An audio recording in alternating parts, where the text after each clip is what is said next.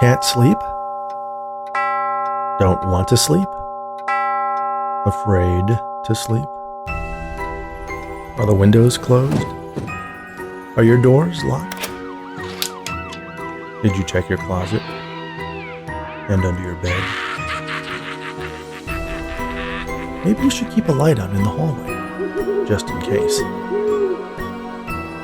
Now settle in. Make yourself comfortable. Lay back. Close your eyes. And let me tell you a story.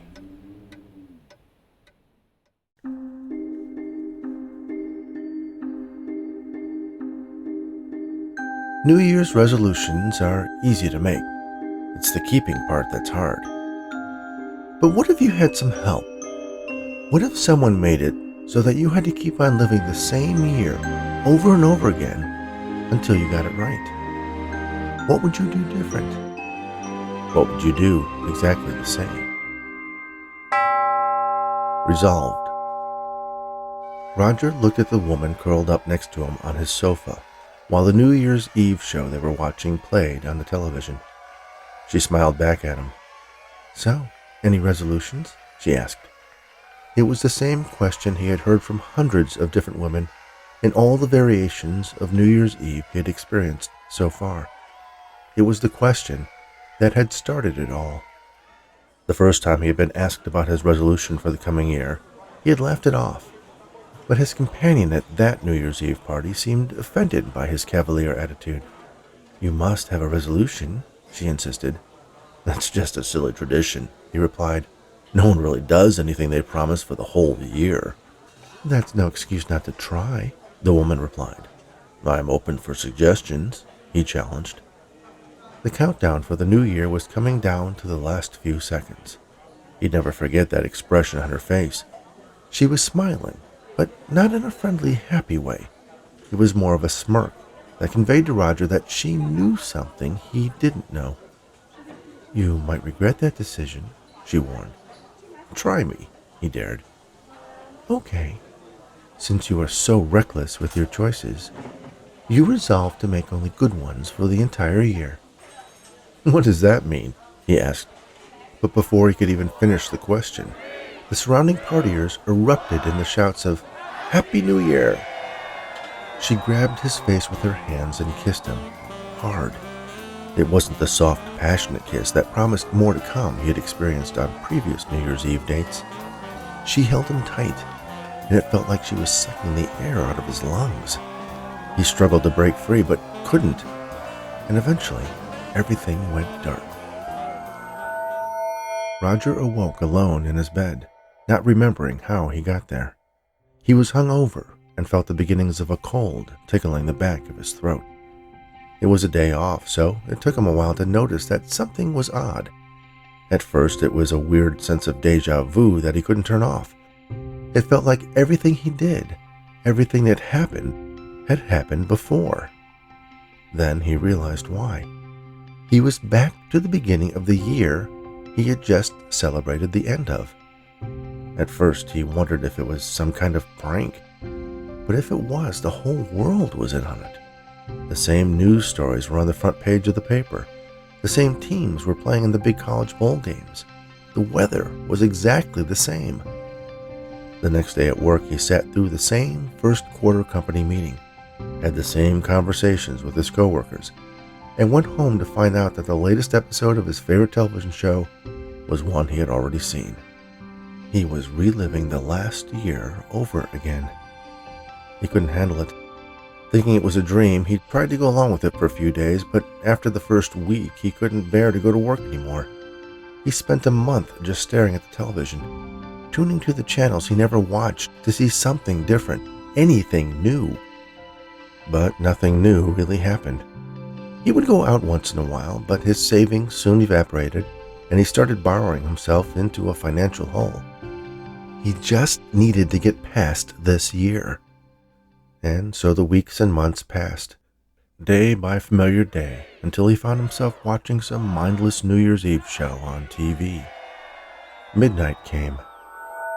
Roger awoke alone in his bed, not remembering how he got there. He was hung over and felt the beginnings of a cold tickling the back of his throat. For some reason, the memory of his last New Year's Eve date at that fateful party and the resolution she had crafted for him was present in his mind. Since you are so reckless with your choices, you resolve to make only good ones for the entire year. Was that it? Had he been given the chance to remedy all the poor decisions he had made over the past year? Was this a blessing instead of a curse? So he tried using his knowledge of where he could have made better choices to improve his life instead of hiding from it. And things went well, mostly. At the end of the year, he accepted an invitation to a party he had turned down previously, met a nice girl, and exchanged resolutions and a kiss with her. Roger awoke alone in his bed, not remembering how he got there. He was hung over and felt the beginnings of a cold tickling the back of his throat. Obviously, he was going to have to do better. The third time through, things improved markedly. He got a promotion at work, committed to a healthy relationship, even found time to visit his parents. But after he exchanged a kiss with his newly minted fiancée on New Year's Eve, Roger awoke alone in his bed. The next few iterations, he continued his effort to try to make the best decisions, the ones that would lead to the most successful outcomes, always chasing a slightly better path each time.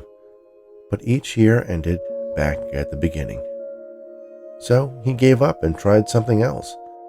By now he knew who was going to win all the major sporting events, so he gathered all the cash he could, including advances on his credit cards, and quickly parlayed it into a small fortune and just had fun.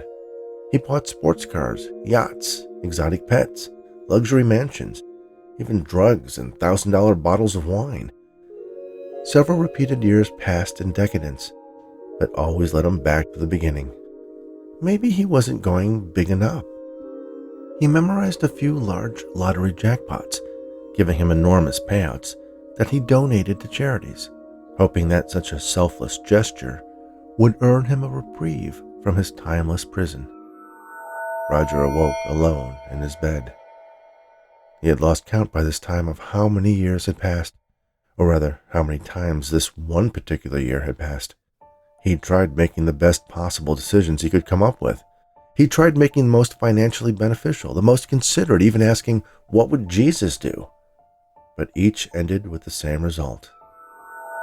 Roger awoke alone in his bed, not remembering how he got there.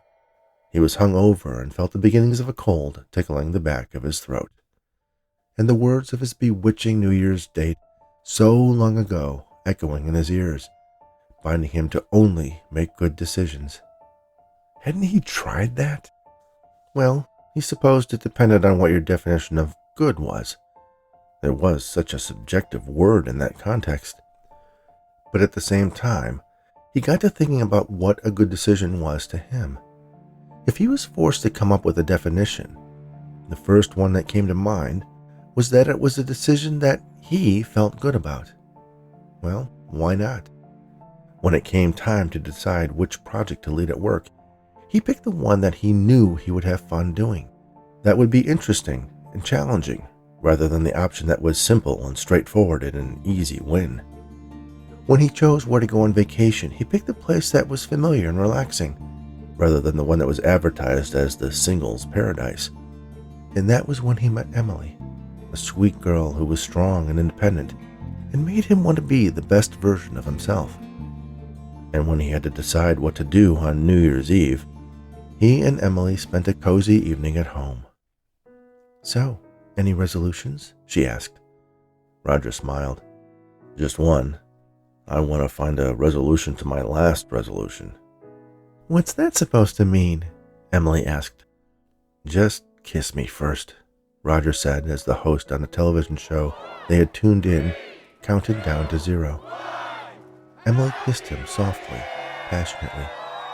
He clung to that kiss for as long as he dared, his eyes closed. Their lips parted. And then he heard Emily say, "Happy New Year."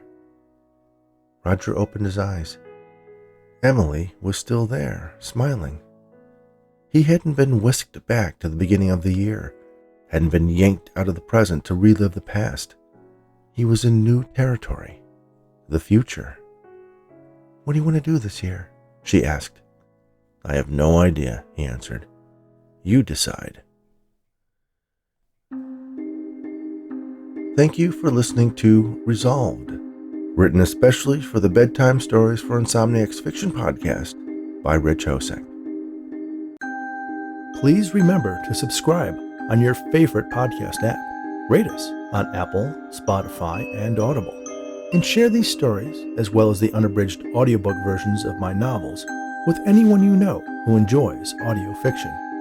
Be sure to visit bedtimestories.studio, where you can sign up for our Insomniacs newsletter to be notified of new episodes and exclusive offers, and get a free bookmark. You can visit richhosek.com to learn more about the host of Bedtime Stories for Insomniacs. Thanks again, and all the very best.